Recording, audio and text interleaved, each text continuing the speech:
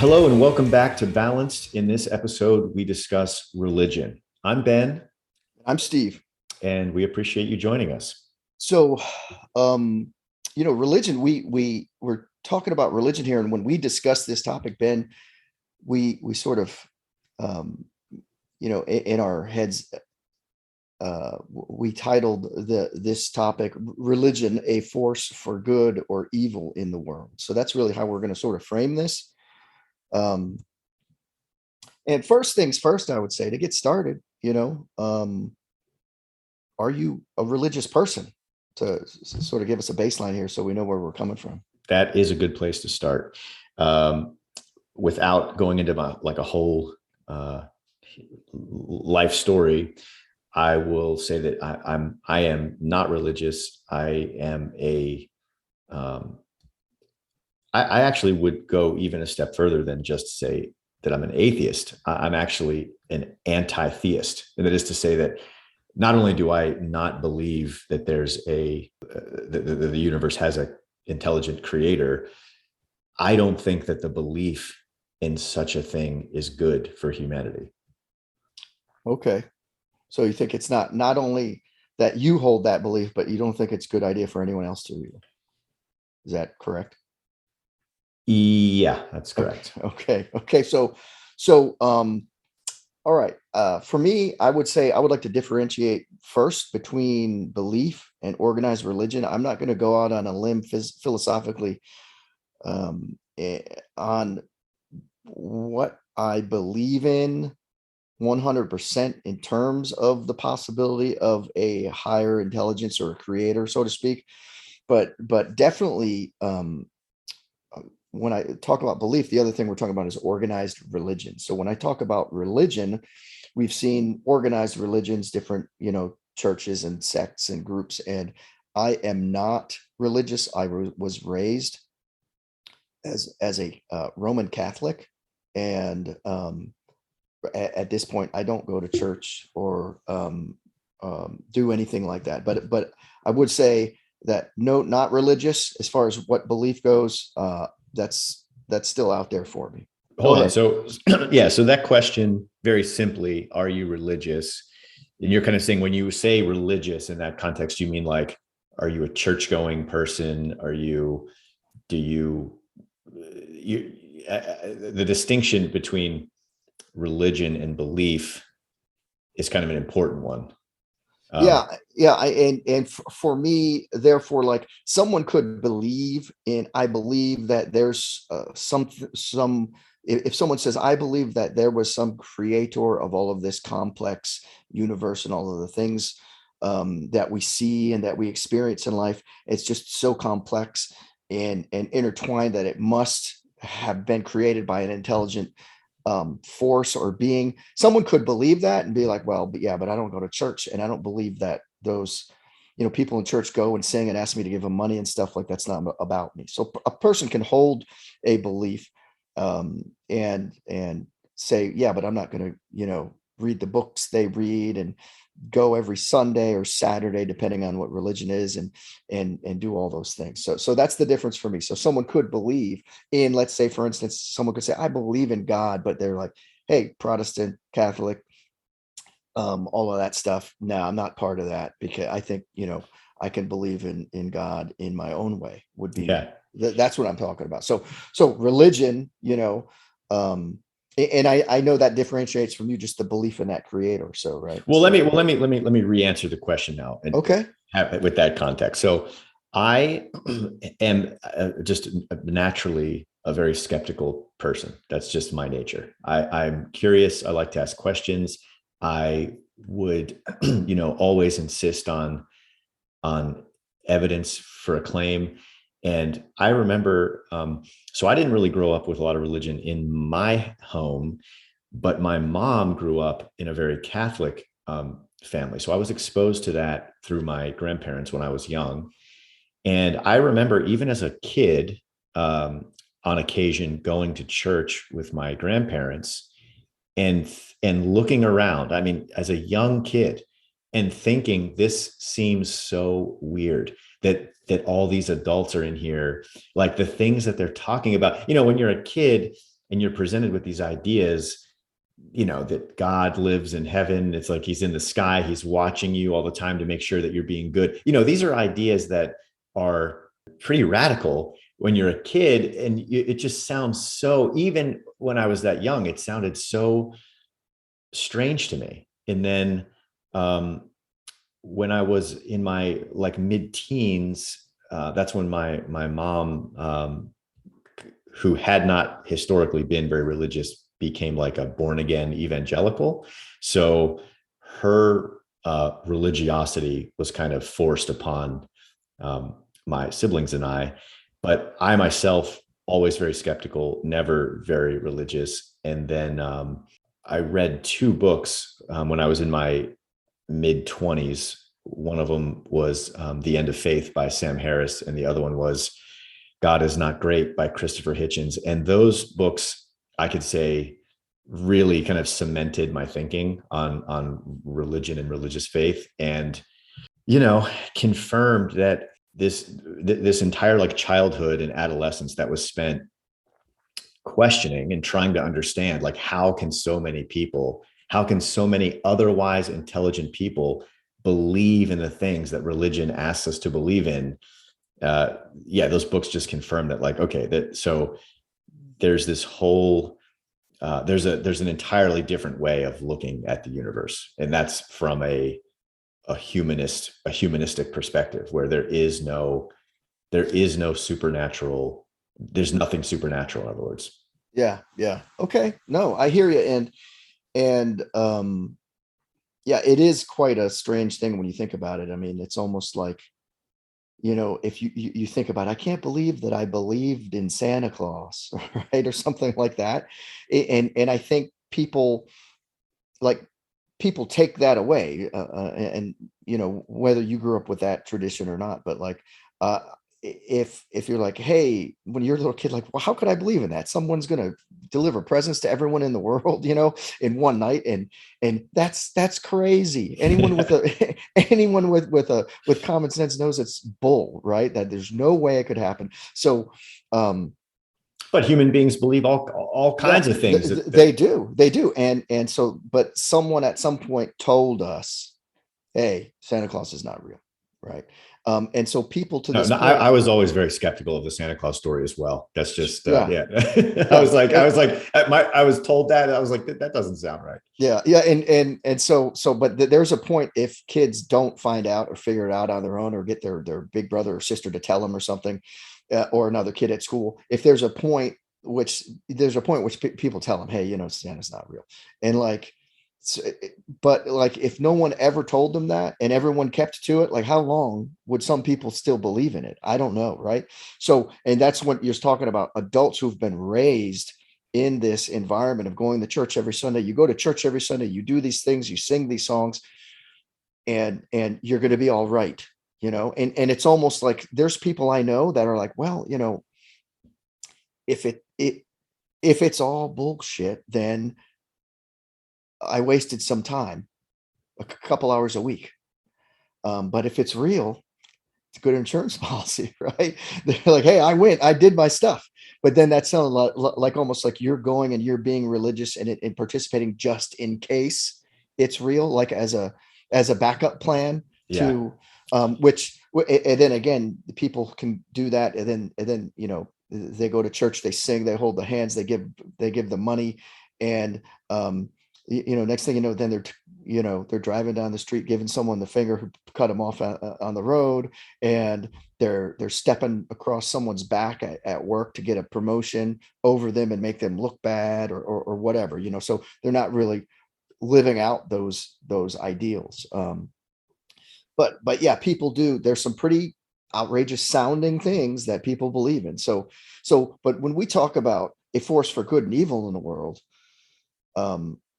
what are your thoughts on that? It sounds like you're going to say not a force for good. No, I mean, I wouldn't argue that churches and religious organizations don't do some good things. I mean, but overall, I mean, look, I'll put it this way. I've thought about this a lot, and I've read quite a lot about it too. And I think that people use religion to cope with the fact that they are going to die. That's, Okay. human beings are the only species that know that there's an expiration date. I mean, think about it, like, I watch my cat walk around my house, and he has no idea that this is all temporary. He thinks that this is his life and that this is always going to be this way. He doesn't know what's in store, but we do.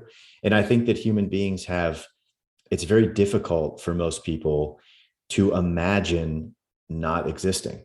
It's very, very painful to consider that you yourself and everything you've done and every experience you've had and everybody is going to die and not exist anymore.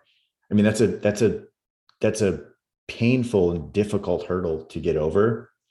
And I think people need religion for that reason. They need religion to cope with that. But that comes at a terrible price. Yeah. Yeah. So you would say, yeah, I understand maybe why there is religion, for those reasons you just talked about. But yeah, it overall, the bad that comes along with it, not worth it. I don't even, yeah, I don't even think I don't even know how you could debate otherwise. In my mind, there's no question that that's the case because, and I understand why we have religion. We have religion because for a long time, human beings needed to make sense of the world. Like Sure. imagine how people perceived things like tornadoes back when before we understood what tornadoes actually are. I mean, how terrifying would that be? It makes sense that we would come up with these stories. But yeah, overall, I think that religion has always stood in the way. Religious organizations have always stood in the way of scientific progress, of actual understanding of the world around us. And yeah, I think we pay a high price for that comfort. Okay. Okay. I know. I agree. I think when I think about a force for good or even in the world or evil in the world, I think about what I said about between belief in what could there be a creator and religious activity and religions and churches. And I think um, I don't see um, yeah, there's a lot of charity that's done and everything, but there's a lot of underhanded stuff that has happened too, and some really bad stuff that has happened based upon religions. And I understand what you're saying because, yeah, when many years ago, when people didn't understand what the sun and the moon was, they created the gods for that, right? um and the god for the ocean, like the pantheist ideas where there's a god for every different sort of great powerful thing that we don't understand. We had to give it a reason. There's got to be a personality behind it or something. Sure, sure. And I understand, but then when science comes and people start figuring out, they go away, those things start dropping by the wayside. And then we get to monotheism, where people started believing in one person who's doing all these things, right? Because if we can explain what the sun is, we can explain what the moon is and the oceans and the wind, and we can explain what an eclipse is, and all these things aren't. But still, there has to be someone to give us that feeling of hope, um, that there's something maybe afterlife, right? Because it's comforting. Um, but interestingly enough, I'm reading a book right now called The Patterning Instinct by Jeremy Lent. And, um, you know, in this book, I'm actually listening to it on my commute. It's an audiobook. It's extensive. It's about 18 hours long. And talking about humanity's search for meaning, right? And so religion obviously comes up. And when we moved from pantheism, meaning multiple gods, to monotheism, that's when the problems really started happening. Not that there weren't wars and things and disagreements before, but it's so interesting. Like in this book I was reading, when the Romans used to take over another culture in an area that had their own gods, they would actually bring those gods and some statues of those gods and keep them around for the people that are being ruled, along with adding the Roman gods that they had, right? And that was obviously before Constantine, when the Roman Empire was like made Christian, right? But Hmm. but before that, they would do that. Like, hey, they have gods too, respect them. They're pretty powerful. And it was like so much acceptance. Um, and then when it became, oh no, there's just one God, regardless of what religion it was, um, then that's when it started being like, oh, you don't believe in my God? Oh, we got a problem. And there was no more acceptance and tolerance of other people's gods. You might have had a tribe of people who believed in a certain god that dealt with being on the plains or in the savannah or something, and then they move and migrate, and then they're suddenly in a big forest, and they're not used to that, and then they meet other people there, and these people have a god of the forest and the trees, and they weren't like, no, that's not true, or the gods of the savannah. They're like, oh, okay, well, yeah, there's trees over here, we've never seen them before. You got a god, that's cool with us, teach us about it, right? So people used to be in the world of pantheists, multiple gods, much more accepting and just like tolerant of other gods, like, okay. Uh-huh. And but once we hit monotheism, there's only one God, it's my way or the highway, then all sorts of shit started breaking out. Well, let me say two things about that. So first, the monotheistic ideal is a prescription of the religions themselves. I mean, I am the way, the truth, and the light. Thou shalt have no gods. But it's like Yep. those things are handed down in the religious texts. And the other point I was going to make about that is just that, when I say that I'm personally an atheist, I'm not saying that I know there is no God. No, nobody could know that. What I'm saying is that that is a big claim, and it requires big evidence, and there is absolutely none. And, people, I think a lot of people hear that the word atheist and recoil from it, that it's somehow a bad or negative thing. But in reality, we're all atheists when it comes to Zeus and the other gods of ancient Rome. I'm just taking it one god further. Sure. No, I hear what you're saying. So, talking about this, and we sort of both are not religious by our own, but sort of in different ways, it looks like right now. So I went to the Oxford Dictionary, said religion. Okay, what's the definition?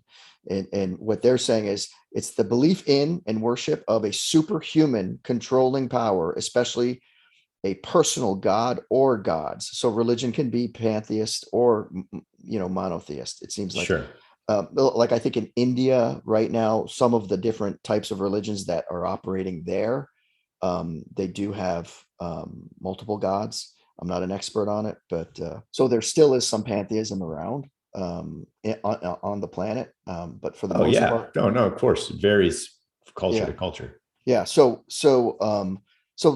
that's the definition. So I guess you're saying, show me the money, right? To go to the Well, Jerry Maguire, like, okay, the belief and worship of a superhuman controlling power, a god or gods, like, okay, like, if you want me to believe in this, you're basically saying, show me what why am I going to believe? That's like if I said, hey, Ben, there's a 300-foot tall, woman standing out in my front yard. You're like, that's not good enough, right? You'd have to walk out there and be like, okay, let me see this, right? exactly. I'm saying that there is absolutely zero evidence for the existence of an almighty creator, and that's how we get to faith and the importance of faith. you Sure. you have to have faith, because otherwise you have nothing. There is nothing. And I say that that's not good enough. And faith, to me, if you think about like children and growing up, like we both talked about our childhood and going to church, you're just, well, like, everyone else believes in it, so you just make a decision or you don't say, like, I guess I'm into this, I believe it, I drank Yeah, the I Kool-Aid. mean, you can be people can be indoctrinated into absolutely anything. I mean, you look at some of the cults and the things that people have done, like Heaven's Gate. Those people drank, poisoned themselves, and killed themselves. I mean, that is how susceptible the human mind is to these types of thought viruses, and that's how it spreads. It's a virus of belief. I mean, I hear you, people do. That's why some people blindly, seemingly blindly, people who, like you said, are otherwise very intelligent and can think things out and problem solving and everything else. Just like, hey, this is what I was taught, and I'm on board. And I think the case for belief that I read a book that was given to me by someone who is very religious, and I said, okay, yeah, like I'll check it out. Let me read it. It's a book. I don't have the author, but it's called The Case for Faith. And so the case for faith, obviously, one of the examples they gave in that, this is just the one I remembered, and it did jump out to me. It's like, for instance, for like, and this, a scientist is going to listen to this and just totally crush what I'm saying because I'm not saying it right. But the argument went something like this, like the 74 different amino acids or whatever that would have to get in a certain order and line up to build a basic protein, which is a building block of life, for those things to all randomly be in the same place and get in the right order and connect and fuse, and create life out of the cosmic goo or whatever, like, so that spontaneous creation, for that, statistically, that is, the argument went, statistically, that is as likely as, This is the tornado going through the yeah, junkyard or thing. or unlikely to happen as it would be if a tornado went through a junkyard and just went through it, and randomly, just after the tornado is done, there's a full Boeing 747 plane all put together just Yeah. because of the tornado. And so that's a thing where I think, like, wow, I mean, statistics can be gone either way. I get that, but wow, that really tells you that it is a lot. But I've heard that before. That's a yeah, very popular that's a very yeah, popular it, example. that's why it jumped out at me, because I was like, and it's a strong example of, meaning like that's the case that people make for someone had to create, right? Someone had to put them together because it's not going to happen by chance. And of course, the argument against that is, well, if space goes on forever and time's lasting all this time, like, it could happen somewhere as vast, and someone wins the lottery, right? Every time they, not every time, but people do win the lottery. People, those things do happen. So it's Sure. Well, so a couple things. So first, I would say that if you say, well, there's no God, that doesn't mean that there's not some higher creator. I mean, it's entirely possible and does not require anything supernatural to think, for example, that the entire observable universe is in the petri dish of some much higher life form. and but if someone says, yeah, well, that's what I mean, that's what I mean when I say talk about God.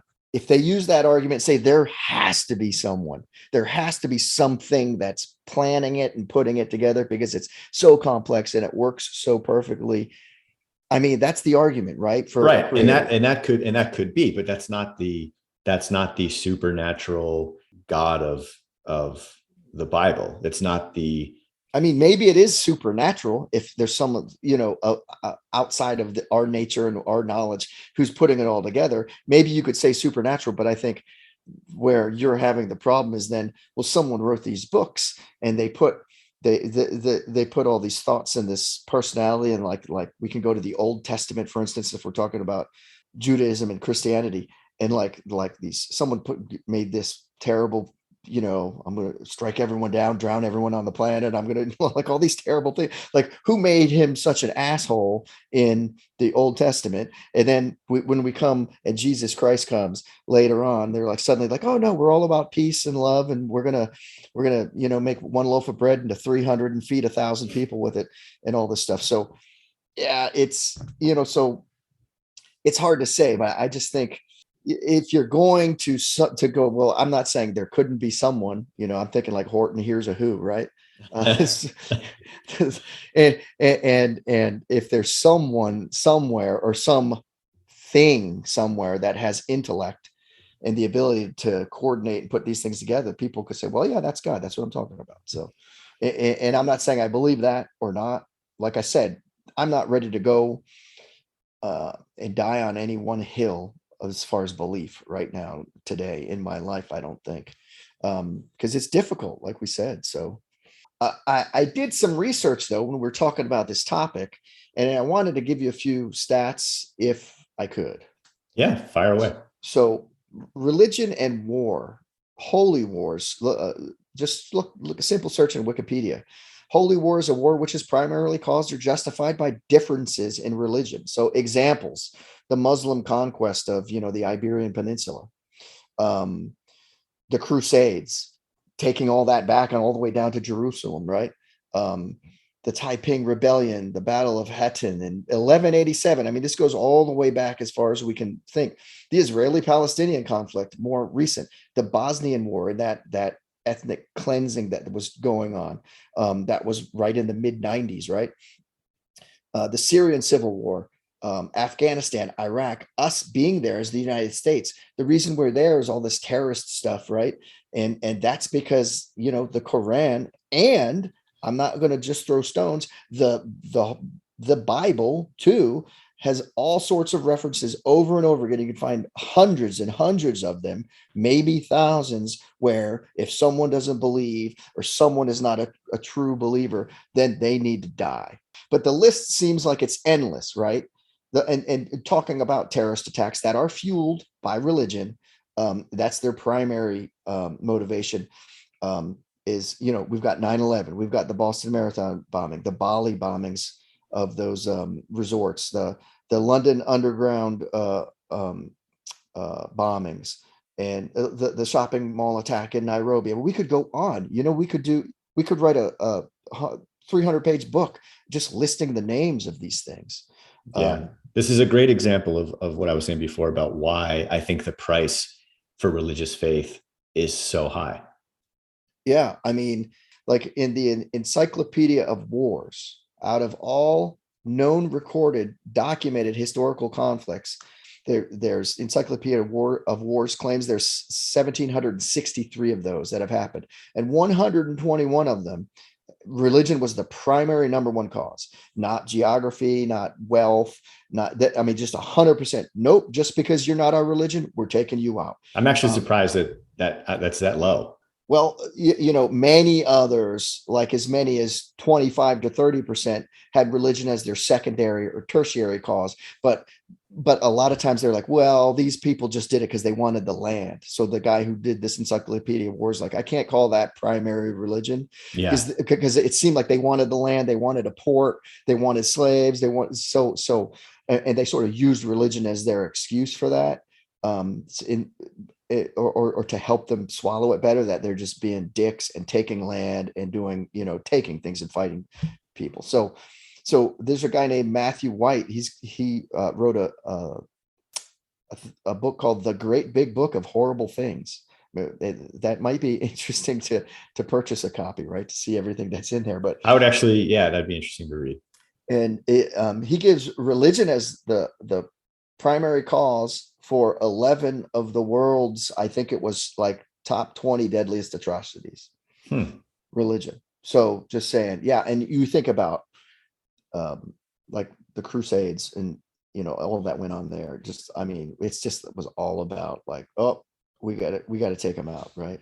There's a lot of angles to look at this force for good or evil in the world. But I think the biggest one is the violence.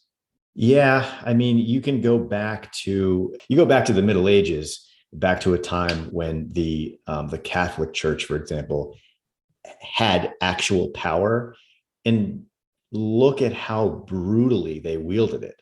It's people have this a very, I don't know, interesting view of the modern church, but even the modern Catholic Church is an open I mean, it's essentially a cult of child rape. I mean, the problems in that organization are so widespread and go so high up. It boggles my mind how anybody willingly subscribes to that, goes to those churches and gives those churches money. It's just, it's crazy. So, and I guess my point is that, like, yeah, religion has always been a point of conflict, but even on more, I guess, personal, how many lives have been ruined by the Catholic Church? Yeah. How many children's lives have been ruined because they were left alone with a church elder or a Catholic? It's horrifying to think about.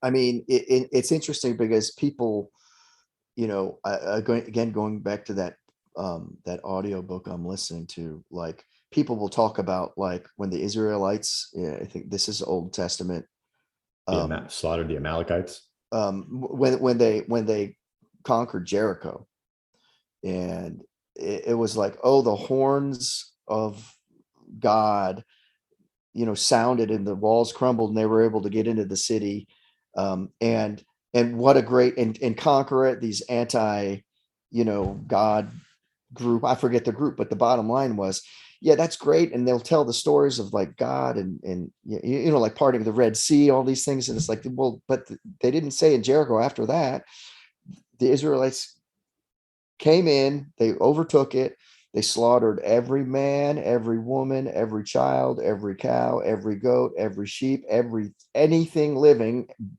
burned all the bodies, burned the city to the ground. Like, how is this like that's not better than anything in the Quran? It's brutal.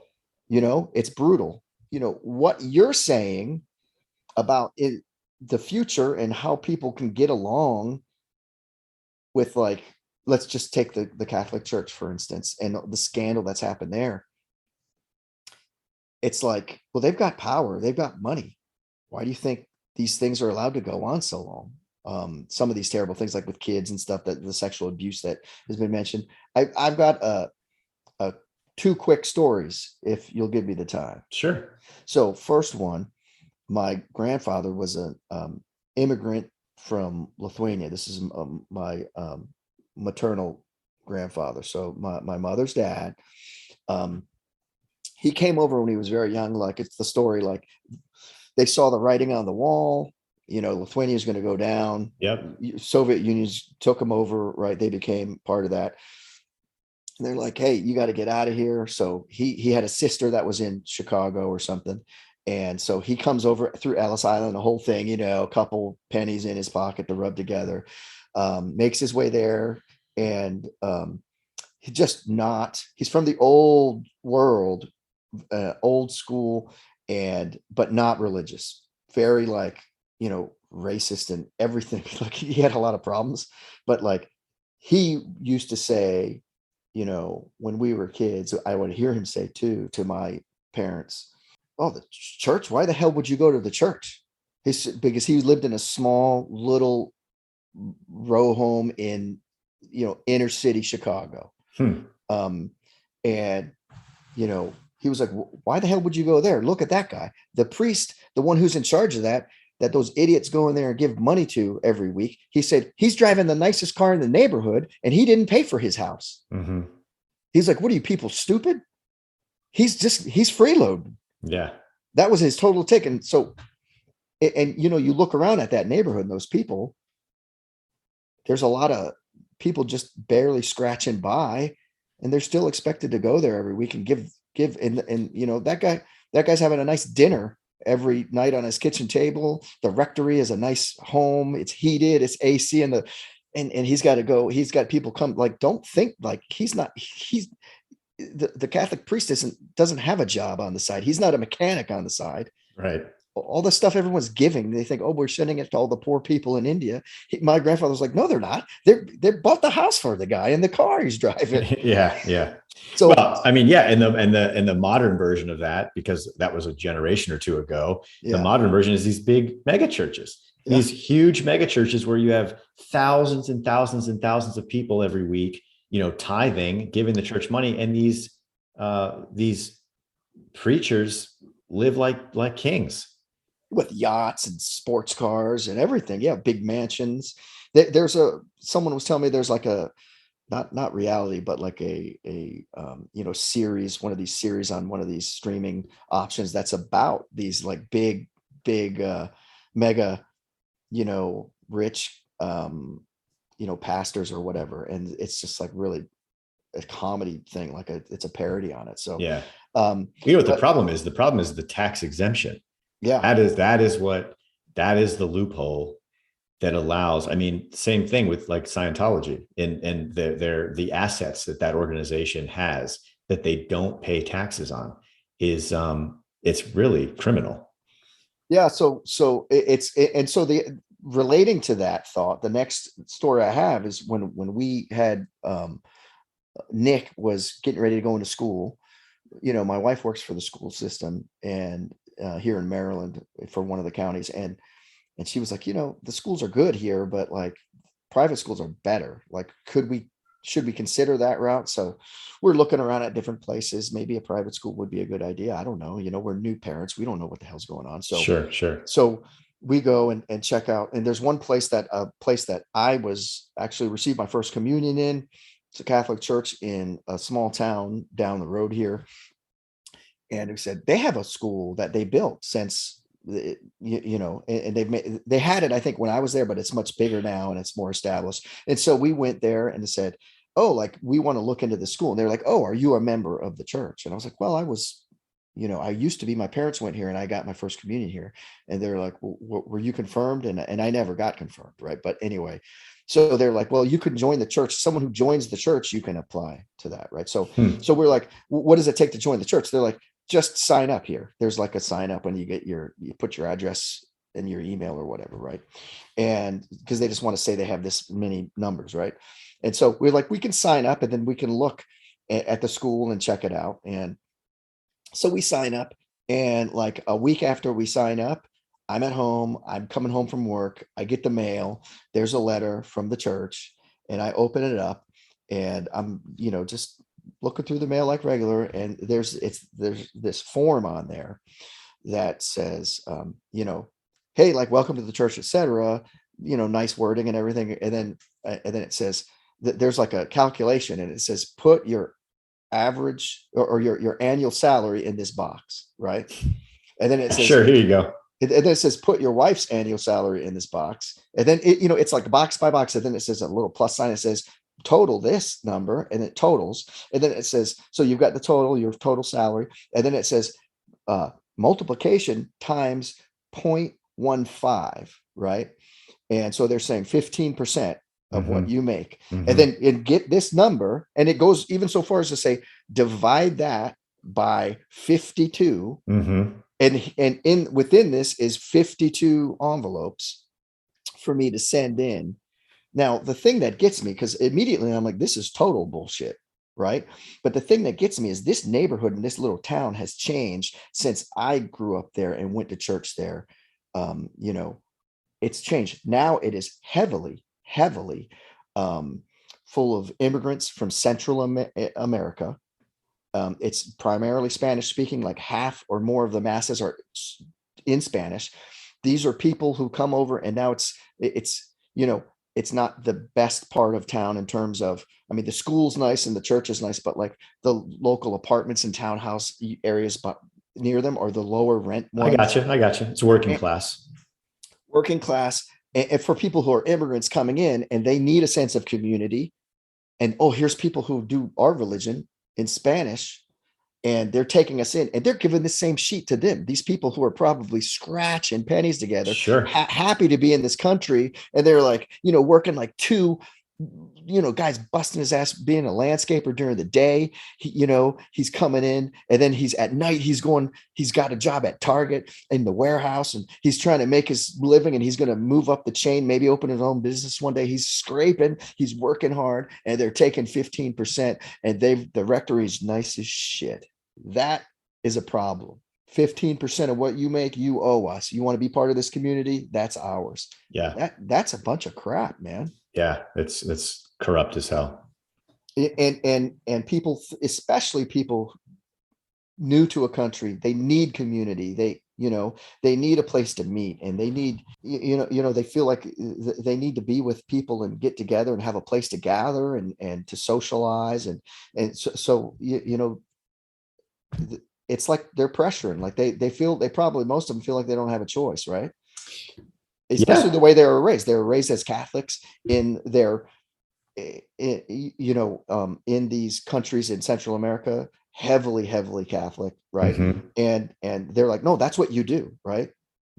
These are the adults that you said, well, I can't, when you're a little kid, you look around, I can't believe these adults are, they're they drank all this Kool-Aid. They're just not even questioning anything. And so these people are in that frame of mind, and they're like, hey, yeah, you're here. Welcome to America. 15% of everything you make, it's ours. That phrase, drink the Kool-Aid, is itself a Yeah. reference to Yes. a cult suicide from Jonestown, right? Yes. Absolutely. You're right. So, so looking at this, the net worth, just looking at the Vatican, I'm not here to pick on, the Vatican or Catholicism, but net worth in 2019, the Vatican, now they never let this number out, but the economy minister, Father Juan Antonio Guerrero, did in 2019. And I think he sort of slipped it out in another conversation, and he didn't realize the reporters like taking it down. 4 billion euros, which is like, what's that in US dollars? I can't even read this number. This is 4.3, almost 4.4 billion. 4.4 billion in US dollars. Now, in addition, that's what they have in like liquid cash. It's like, oh, gold and precious metals, 50 million, and 20 million more in gold bank reserves. I mean, it's a big business, man. You know what the reality is of that number is $4.4 billion in cash. You could, with the flick of your pen, end world hunger. You could save tens of thousands of lives. You could improve the living conditions of millions of people. It's gross. Yeah, and all in the name of what? So this is the thing. While I can say maybe when we went back to the start, I know what I believe. I'm not sure maybe what I believe 100%, but I'm open to the possibility. But as far as organized religion, I'm not on board with it. Yeah, and these are two different things. I mean, we're kind of picking on religion and religious organizations, but actually, the belief part of it is, I mean, they're obviously related, but the belief aspect is the more personal, the more philosophical. That to me, I think like, people go to church, and some people have good experiences there. They like the sense of community. On the whole, churches make me very uncomfortable. I see just all manner of predatory behavior, people being taken advantage of. But yeah, so I don't know. I mean, I wouldn't even, the idea of church or going to church, that's not even, I don't get that. But the belief part of it is, that's a much more personal thing.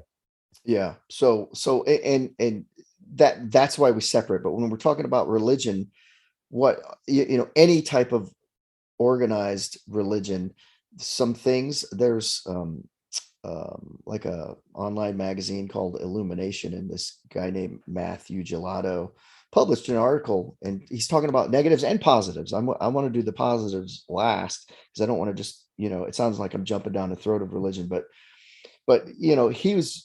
it's a pretty intense article. But the bottom line is like, listen, the negative part, like in terms of looking at the organized religion and believing in, like, I have to do what the church says I have to do.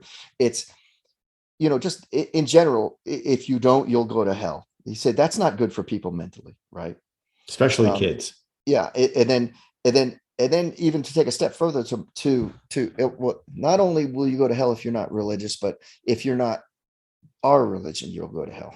Right. So, and on that point, how unusual, how unfair that this creator, I mean, because people who just on the our religion or hell thing,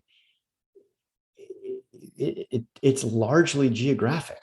If you're born in India, you're going to probably be Hindu, and you're going to believe that that's correct. If you're born in South Carolina, you're probably going to be a Christian. It's like, how convenient that everyone's just born into the one true set of ideals. Yeah, and the person in South Carolina, if they're really hard line, and who's born as a Christian, and if they're listening to the church, they're like, well, everyone in India is going to hell. I mean, think about that. Yeah.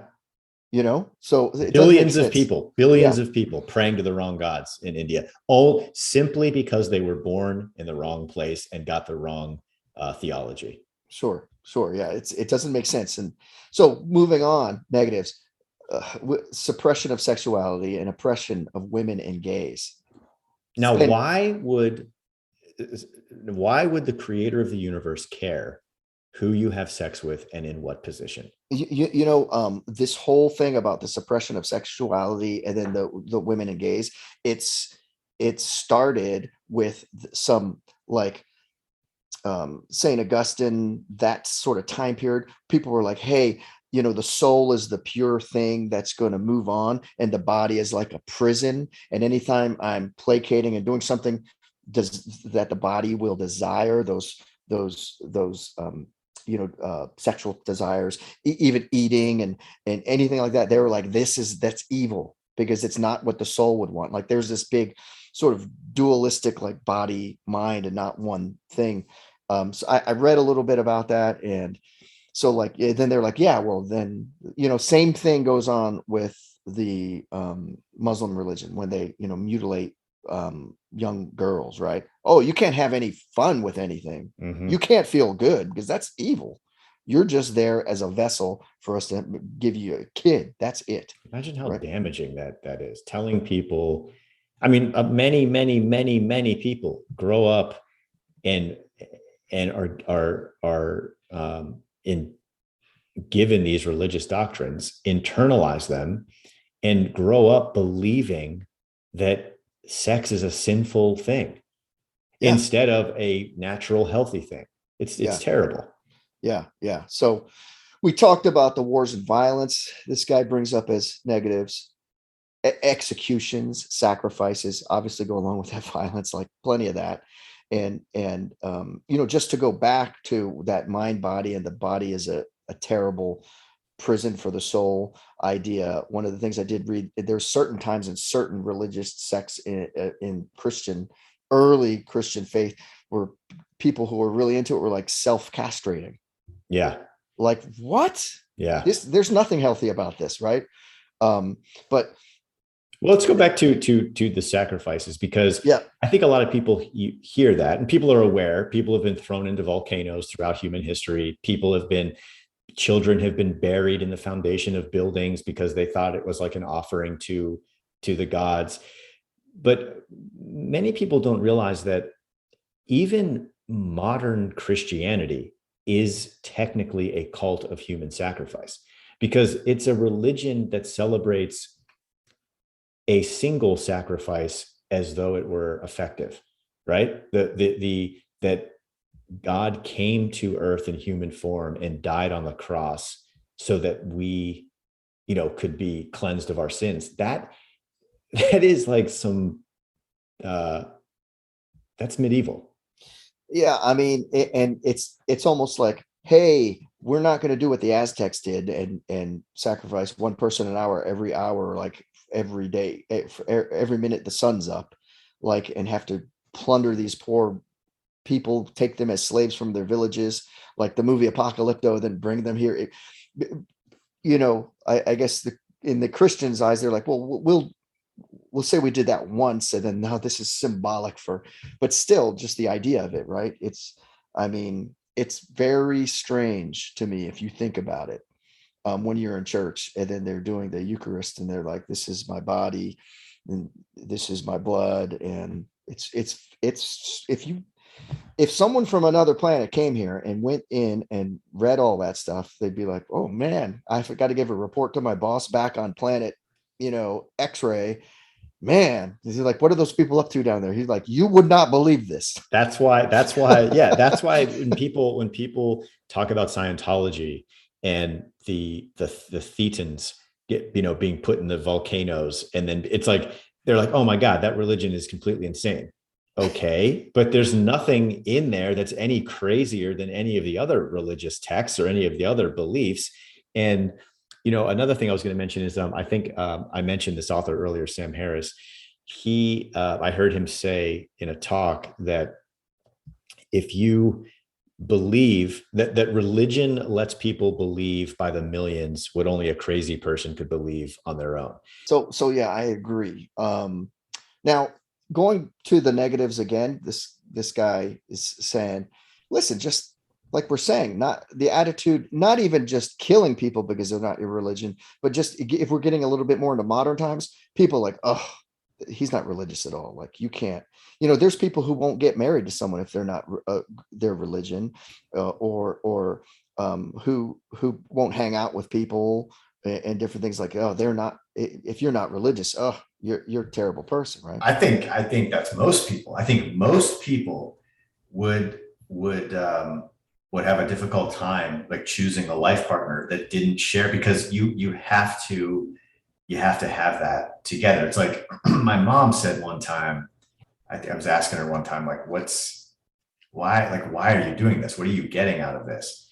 And she was like, well, you have to go to church and be around other people who believe. Without that reinforcement, I feel like the reality would eat away. Like being out in the world, you have to go and kind of like recharge the faith batteries, These organized religions know that, because they're like, yeah, you got to come every week, right? And it's funny how some people do things just, it's like my wife used to say on Christmas Eve, my parents are going to church. Can we go to church with them and then go?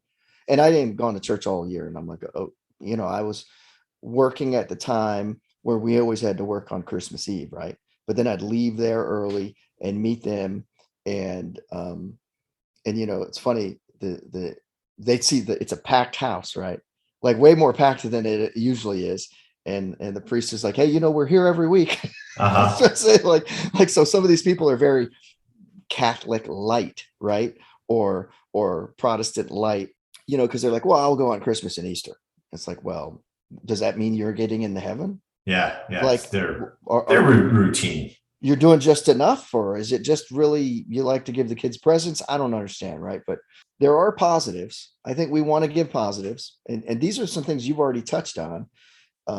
Positives. I'm just gonna pick these apart as you go. Okay. No, not pick apart, but we could discuss them. Still, this guy in this Illumination online magazine type of deal, Gelato, this guy. So he's like, okay, positives. He's like, it gives people life purpose, direction, and meaning to their life. Yeah, but if it's not real, it's an illusion. And I think that religious faith is a coping mechanism for the reality, which is it's very scary to think that you are a cork bobbing in an ocean of randomness and chaos. And it's much more comfortable to cling to this idea that somebody is looking out for you, somebody is pulling strings for you, somebody can hear your prayers, somebody can work miracles in your favor, because otherwise the idea that your life could end at any moment from the most random thing. And it happens all the time. I mean, watch the news. The news is filled with stories about people who had no idea that this was their last day on earth. That's a terrifying facet of reality that people don't have to face if you have these, if you have religious faith, basically. Oh, like I'm protected, I'm special. God loves me. He's looking out for me. It's in his hands. Yeah. And I would add to that, when you talk about purpose, direction, and meaning, like you can't figure something out for yourself. What do you want to do? Like sit and think about it. You need someone else to tell you that. that's my thing. Like, what is your meaning of life? Sit and think and ponder and, you know, go on a run and think about it. And I want to do this. I think I can make a difference. I think I can, you know, you don't need a group of people who ask you for money every freaking Sunday to tell you that. That's Yeah. my opinion. But okay, so next one he gives. It provides an existence beyond science and the physical. And there may well be. Nobody knows what happens after you die. Nobody. Yeah. Not the people who get up on Sunday and preach to their congregations, not me or other non-believers. Nobody knows. I think the most likely thing is oblivion. And I say that because that's what it was before we were born. We're here for a short period of time. And then after, there's just no reason to think that there's, within the scientific realm, of course, energy can only be transformed. It's never destroyed, and your energy will carry on in some other form. Like, I get that. But the idea that you as a conscious being or an intact soul, it's a nice thought, but there's no evidence for it. All right. Yeah, I hear you. So now this one I want to talk to specifically because I know someone in my life who's a friend of mine this guy says another positive is, hey, it's comforting because everything happens for a reason, right? It's in God's plan. And I have a friend who, of course, I will use no names, but when he was, I believe, probably 35, happily married for about probably 9 or 10 years. To someone he met in college, his college sweetheart, and his wife unexpectedly had a massive heart problem and died. That's terrible.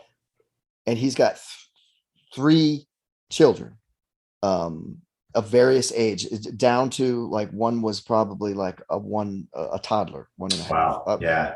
And so and he said, at the funeral, this was obviously a horrifying thing to go through for him. Someone came up and said, you know what, everything happens for a reason. And I think he said he lost it and cussed her out, right there. Like, tell me what the reason is, right? Because there's no reason for that. If that's in someone's plan, he said, that's a bunch of bullshit, right? So everything happens for a reason. You can take the good, no, that didn't happen. Yeah, there was a reason. There was some issue physically in that person's heart that gave it problems, and it's unfortunate as hell that young woman who was a mother of 3 children, now he's on his own. Yeah, raising them by himself. Really unfortunate. Well, that gets to the double standard that religious people have when it comes to God and the goodness of God. On one hand, God is good. God is looking out for you. Trust in God, trust his plan. Even if you don't understand it, his ways are higher than ours. Everything happens for a reason. And by the other token, when something bad happens, when thousands of kids drowned in a tsunami, God's mysterious. Who can interpret God's will? And if he's mysterious, how can he be good? How can we know that? Yeah, no, I agree. And I mean, 100% that a lot of these sort of meld into each other, right? So everything happens for a reason. I'm not a fan of that.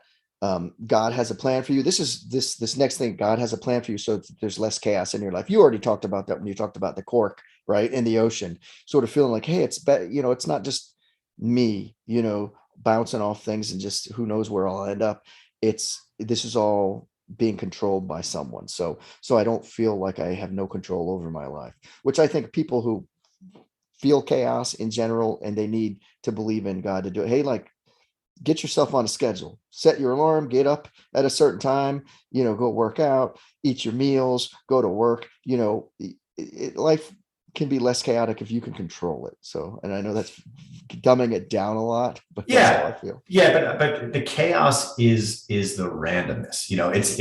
It's acknowledging how little control you actually have. And I use the analogy of a cork in the ocean because when I myself was coming to terms with this, and I was doing a bunch of reading, and I think everyone kind of has to decide at some point, or maybe they don't consciously decide, but you come to terms with religious faith and religion and your own beliefs in some way. And I remember asking myself the question, like, if there is no God, what does that mean? Like, what would that actually mean? And what it would mean is that we are all at the mercy of a totally random universe. To go back to the one previous, everything happens for a reason. Well, it would be more fair to say everything happens for no reason. Terrible things happen and we don't have any control over it. It's like, that's a very terrifying thing for humans to accept. And I think religious faith offers a reprieve.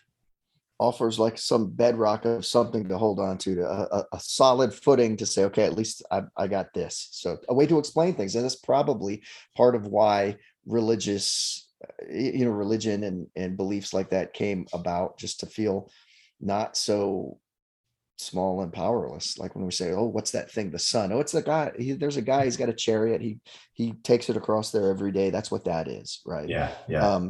So this guy moves on to you are loved. Just again, that's another comforting thing, right? So, okay, if people feel like, hey, I'm loved, maybe that's a positive thing, if I don't think it's positive, but I don't think it probably could counteract the negatives, I think one thing here that he's saying is a positive. Maybe there's a little bit here too. It teaches, religion can teach service, forgiveness, humility, gratitude, and community. Depending on the religion, I'm going to have to say, because sure. I feel like you don't need religion for those things. Humanism could also teach all those things, true, and without all the downside. True. I hear you. And a positive, he says, is it gives us rules. It teaches us right and wrong. The 10 Commandments idea, right? There's like basically some of these same things are repeated in religions throughout. And actually, you can go look back in time where the 10 Commandments and different rules, you could say it was 2 tablets in stone and a burning bush and all this, but really you can trace those rules back to cultures and societies, the Code of Hammurabi and all this stuff way back, that people have been making rules and building rules for a long time. Yeah. Here's a question I have with that one. Why, and this isn't really a question for you or even for the listeners, it's really, I guess it would be for those people that are religious, but if you believe that the Bible is the word of God, and you believe that the knowledge in the Bible was given to us by the creator of the universe, why, if the creator was actually going to give us a book, aren't there way more useful things that the book could contain? Germ theory seems like, that would be kind of a big one. It just doesn't, it's just so clearly man-made, it falls apart under the slightest scrutiny. I hear you. So the rules thing, I think people who live together make rules, and if the more complex societies and cultures become, the more complex the rules come, and maybe the more just and fair. And as people look, because there's old societies that had rules that like women didn't mean anything and they were property, right? So there are current societies where that's sure, still the case. Sure. And so, yeah, now as we get more modernized or culturally, synced up, or I can't even think of the word, then those rules improve and get better. But there's been rules before the Bible, before the Quran. There were cultures before those were about, and those people had rules. So how about afterlife? Like you've been talking about this whole time. It gives you a bedrock, something to depend on. Say, hey, I'm not just going to die and be in oblivion. Is that a good thing for people? I mean, I would say no, because it protects people from, and I myself know religious people who their attitude is, well, it doesn't really matter what happens here because I'll be in heaven with God someday, and then everything will be all right. And what it does is it undermines a crucial aspect of the human experience, which is, like I said before, if you're lucky, you get 80 trips around the sun. on this planet. You get 80 years to discover the world, share connections with people, enjoy the simple pleasures, learn. It's so brief, and it's like, I don't know. I feel like you take something away from that when you cling to this idea that the real treasure is what happens next. The real gift is what happens next. The real gift is the here and now. Is this life? This is the only one we can be sure of.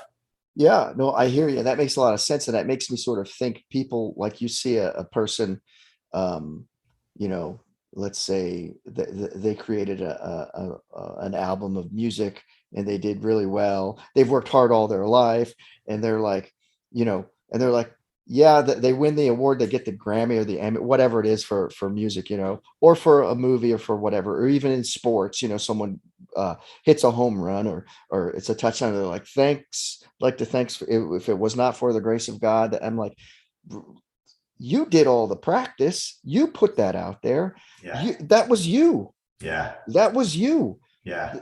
Like take some damn credit. And that's to say nothing of how ridiculous an idea it is. And I'll just use, since you mentioned, well, we're talking about sports, Tim Tebow, pointing at the sky whenever he gets a touchdown. The idea that the God of Abraham would care about, let alone take sides in a sports contest. I mean, does he actually think that he's being guided by the hand of God into the end zone? Is that what that is? I don't know, man. But I hear you. I just think it's like, no, that was you. You did it. I mean, I have a personal example. My mom gave the eulogy at my grandmother's funeral when she passed, and I don't have a relationship with my mom really, but I did go up to her after and I said, hey, that was a beautiful eulogy. I mean, it was really well written, and I think you captured her life and really great job. And she said, well, I just wrote it. God told me what to say. I just wrote the words down. And I was like, okay, all right. Well, of course, I should have known she was going to say that because everything, but it's like, it's just another example of take some credit. Yeah, like I'm not worthy. Responsibility. Yeah. Right. Look, I'm not worthy. I'm not worthy. It couldn't have been me. It's always divine inspiration. I don't, I don't know. But then what if the person really tries? What about the person who, wins the national championship in gymnastics and they're like, thanks to God. And then the person who broke their leg on the vault, it's like, well, God didn't want you to win. So fuck off. Right? Is that what it, because if God made this one person win, then God likes that person better. Is that what we're saying? That's pretty much what, but I don't think people think of it like that. I think it's just another form of narcissism.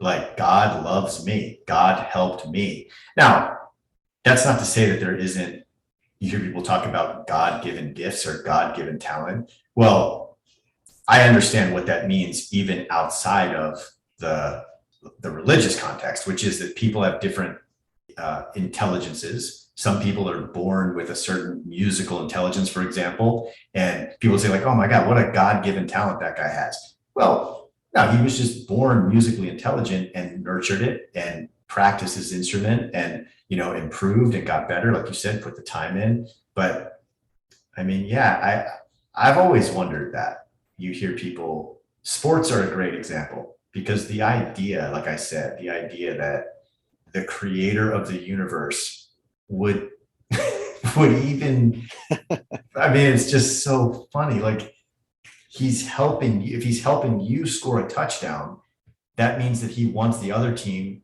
to lose. Yeah. It's wild stuff. Yeah. Okay. So at the end of this guy's article, he sort of gets a little bit like, he's sort of being funny. He's like, well, holidays are fun. Religion gives us holidays. He said there is statistically religious people have a lower suicide rate. But that must be because the religions themselves forbid it. If you commit suicide, you're going to hell. Exactly. And he said there are some charities that do some good that are religiously, backed up or promoted by religion. But the Again, church, those charities could do the same work you're right. without the religious context. Agreed. So yeah, there are some positives, but like you said, you did sort of beat some of them up a little bit. So here's the deal. When we've been talking about this for a while, we could go on forever, apparently, right? So the bottom line, this is my thing here. And you already touched on this a little bit. If God is real and good, because it's supposed to be a good God, right?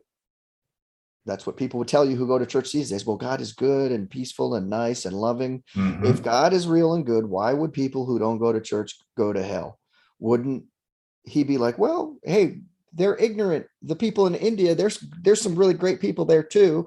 They don't believe in me, but I created them anyway. They just grew up in that part of the world, and I think that there's room for them too, because there's someone over there in India who's peaceful, loving, kind, charitable, uh, humble, someone who's just doing good work and helping the community and the society, and just a really nice, good, supportive, loving, wonderful part of their culture.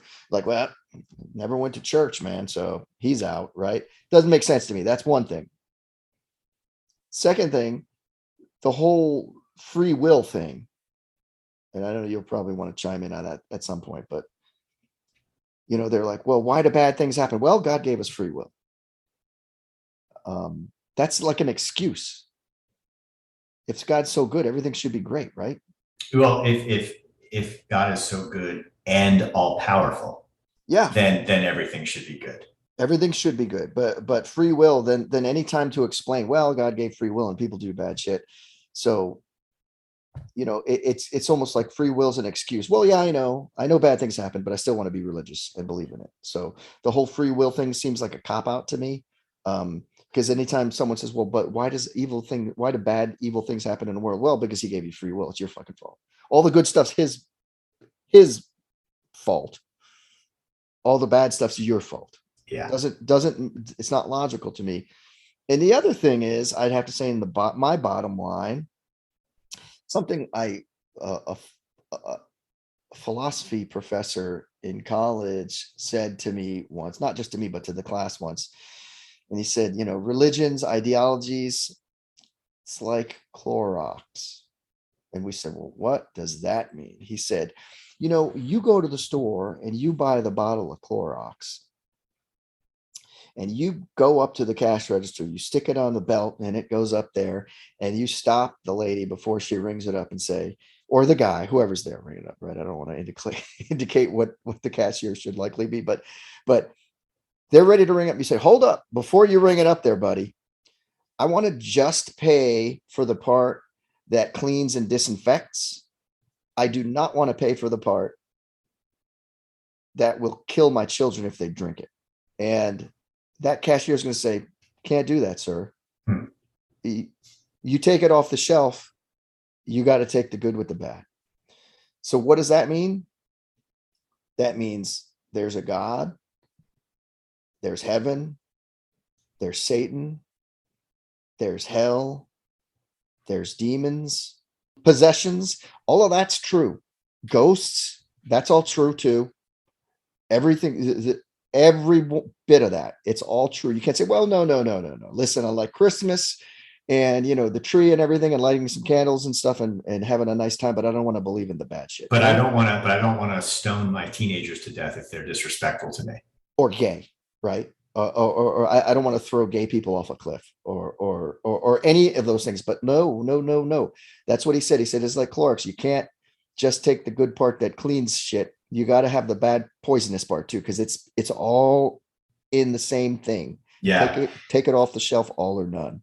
Well, the Bible and other religious texts, but the Bible, just since that's the example we're using here, is so incompatible with the modern world. It's so incompatible with what we now know about how the universe works, about how human life is best lived, that the only way for it to even be seriously wielded in society is for it to be cherry picked. I know I took on, I've read a lot of the Bible throughout the years growing up as raised Catholic, but I did start just going through the Bible since you're talking about it, and reading from, like, I was like, I'll read this start to finish. And like, man, I'm telling you, the Old Testament is so horrifying. Yeah. And like, I had to stop. I was like, this is just like, come on, like, okay, if you want to, on this day, you want to, put these poles up, get everyone to put some nice purple curtains up, and then like kill 70 sheep, and then cut the heads off 6 cows, and then burn them, and then, like, it's crazy. I'm like, It's from a time when human beings knew so little about the world. And like, that's what I think is interesting, is that modern humans have been walking around on Earth. Modern humans meaning us, like our species, the most modern version of the species, roughly 200,000 years. So like, that means that if you go back in time 100,000 years, the human beings that were alive then, they had our same capacity for curiosity. They have the same brains as us. They have the same ability to communicate with one another. There was just no science. They knew nothing about the world or what made it work, or they had no explanation. And we are natural, intrinsic storytellers. So like you were saying, you naturally look at the sun. What is that ball of fire moving across the sky every day? How can we explain that? How do we explain that? You start to see how we cook some of this stuff up. But it feels like it's time to relegate a lot of it to the dustbin. And yeah, so I guess, I hear what you're saying, and I think we're sort of on the same page a little bit, in how we feel about religion, in terms of, I think we probably could be a little bit more on the same page than we might both think and admit once we think about it for a while, in terms of belief of possible, is there some possible, some thing that is, like you said, we're the petri dish and looking at that. So like, I mean, could it be that, we're an experiment in someone's petri dish? If imagine if God is God that religious people say he is, and if there is free will, why would there be free will? Just to see, let's see what happens. Yeah, because the experiment is set in motion, and then Yeah. it's just an observing. Interesting. We could talk about this forever, but in terms of final thoughts, I think is we could kick this around for days, and we already have for a while. But in terms of religion, force for good or evil in the world, organized religion, no. Belief is something else. Do I believe in something? That's a whole nother ball of wax that I'm going to have to ponder on for a good long time before I can answer that. But organized religion, not. I think force much more for evil than good, from what I can see, and I'm not participating. Yeah, and what I would say is, like, right, I agree with you. If you look at the scales and you look at all of the negative that comes out of organized religion, and you compare it to the good, there's no contest. And when it comes to belief, I would say it's crucially important that we learn how to and insist upon evidence and examine it. I've had this conversation with other people, and it's come up, and I've mentioned that I'm an atheist or not a believer. And people will say, well, what proof do you have that there is no God? You're saying, there's no evidence that there is a God. And the answer to that is, well, the onus of proof isn't on me. I'm not the one that's making the claim. The claim isn't that there is no God. The claim is we don't know. You're saying you believe that there is a God who is good, who is all powerful, who can pull strings for us, who can work miracles. Well, the only miracles that I've ever seen people have pointed at as evidence are also happen to be things that could be a coincidence. There's no miracle where someone who lost a leg in battle, comes home and then their leg regrows because they prayed on it. That just doesn't happen. You don't see, it's curious to me that there's never anything supernatural. Yeah, there's supernatural stories in the Bible, but there's just not enough evidence, and faith doesn't cut it. Yeah, and I think I agree with what you say, and like I said, going in assuming we're assuming A, and tell me why that's not possible. It's like that's not the game.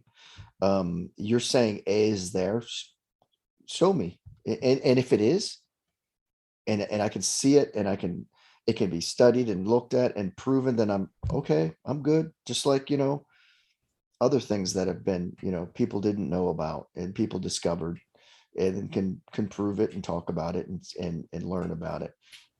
Definitely. So I think we came to the same conclusion on that one. I think in terms of belief and a belief system of what really is out there, that's going to be a whole nother ball of wax. Yeah, for sure, man. And the last thing I'll say is I think in general, I think we are moving in the right direction. The latest surveys, more than half the people living in the United States don't subscribe to or align with a religion. So agreed, man. I know what you mean. I think it's a good ending where we're at. So thanks so much for listening. If you have an idea for a topic that you'd like to hear us discuss, drop us a line, benstevebalancedpodcast@gmail.com. We'd love to hear from you.